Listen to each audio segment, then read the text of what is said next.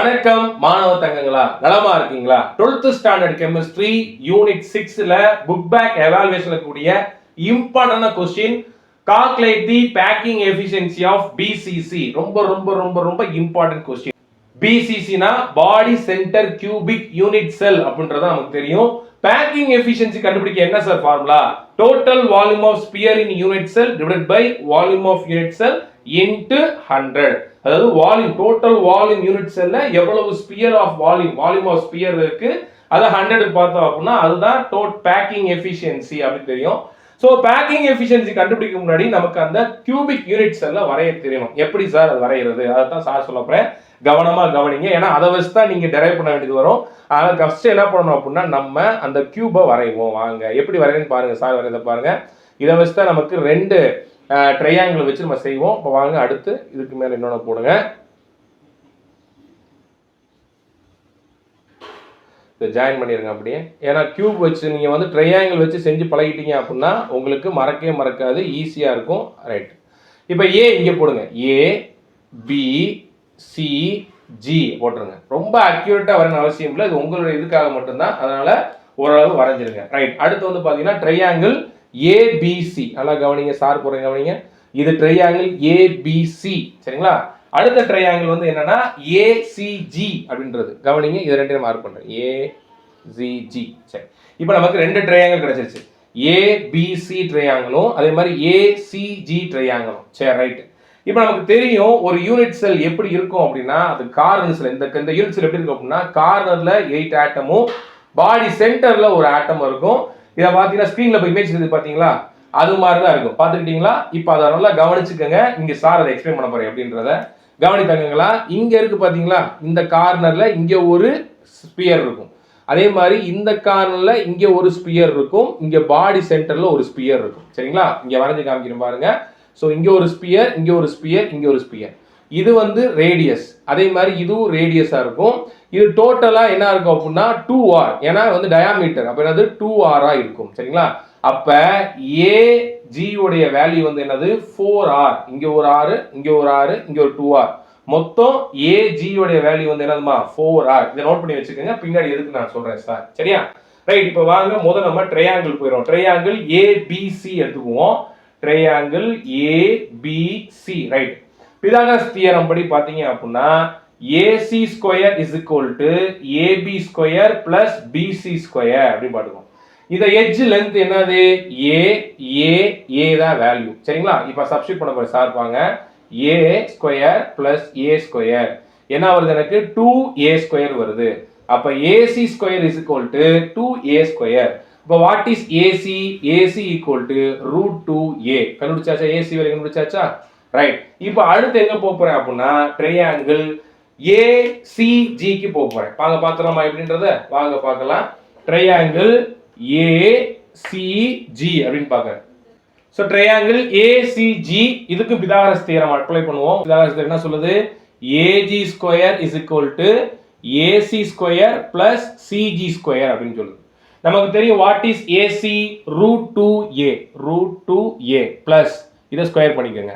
அடுத்து இது வந்து என்னது சிஜி ஸ்கொயர், ஏ ஸ்கொயர் போட்டாச்சு. அப்போ என்ன வருது நமக்கு 2A square plus A square. அப்போ என்னமா ஆன்சர் வருது நமக்கு 3A ஸ்கொயர் வருது. அதாவது AG square is equal to 3A square.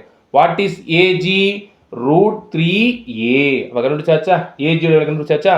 Sir முதல்ல சொல்லி கொடுத்தேன். என்னது ஏஜி வேல்யூ வந்து என்னது 4r சொன்னா. அப்ப அந்த வேல்யூ பாருங்க, 4r is equal to என்ன வருது √3A. இப்போ what is r? √3A by 4 அப்படின்றதுதான் r. சார் ஏன் சார் r கண்டுபிடிக்கணும்? நம்ம நல்லா தெரிஞ்சுக்கோங்க, ஸ்பியரோடைய வால்யூம் கண்டுபிடிக்கணும்.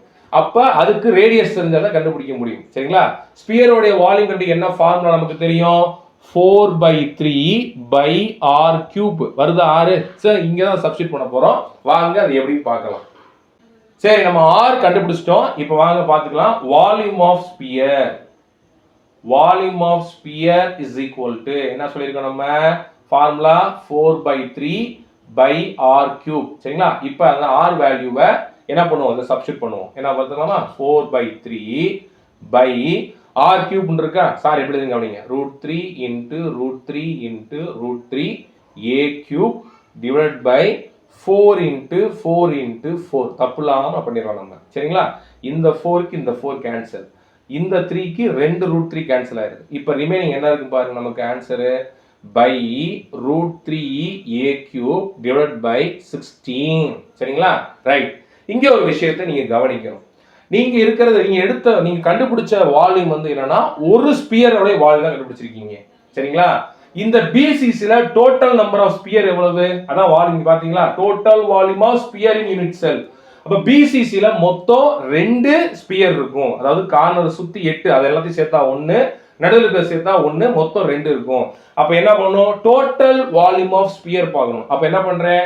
நம்பர் ஆஃப் ஸ்பியர் என்னது மார்க் இருக்குமா number of sphere in BCC is equal to 2 சரியா அப்ப total volume is equal to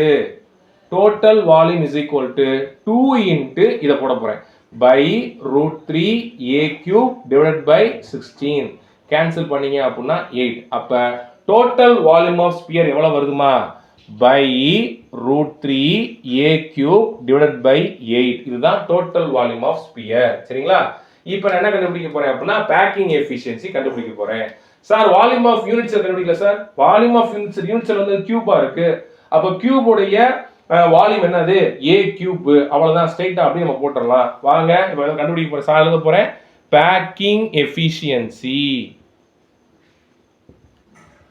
formula தெரியும் எம்மா நல்லா கவனிச்சுக்கங்க இந்த number of sphere is equal to 2 எழுதுறதுக்கு ஒரு மார்க் இருக்கு பேக்கிங் எஃபிஷியன்சி ஃபார்முலா நீங்க எழுதணும் நான் எங்க போட்டனால அவங்க என்ன பண்ணீங்க எழுதல சரிங்களா அது எழுதலாம் என்ன பண்ணோம் total volume of sphere in unit cell divided by volume of unit cell into 100 போணும் சரி total number of sphere volume எவ்வளவு நமக்கு by √3 a cube by 8 அந்த a cube கீழ தான் வரப்போகுது அதை இங்க சேர்த்து போடுங்க சார் a cube அப்ப a cube கேன்சல் ஆகும் into 100 இருக்குல into 100 சரியா ரைட் இப்போ வந்து பாத்தீங்கன்னா இதுக்கு வந்து வேல்யூ போடணும் என்னது பைக்கு என்ன வேல்யூ 3.14 into √3 க்கு என்னமா வேல்யூ 1.732 divided by 8 into 100 இது எல்லாத்தையும் நீங்க சிம்பிளிஃபை பண்ணீங்கன்னா உங்களுக்கு கிடைக்கக்கூடிய ஆன்சர் 68%.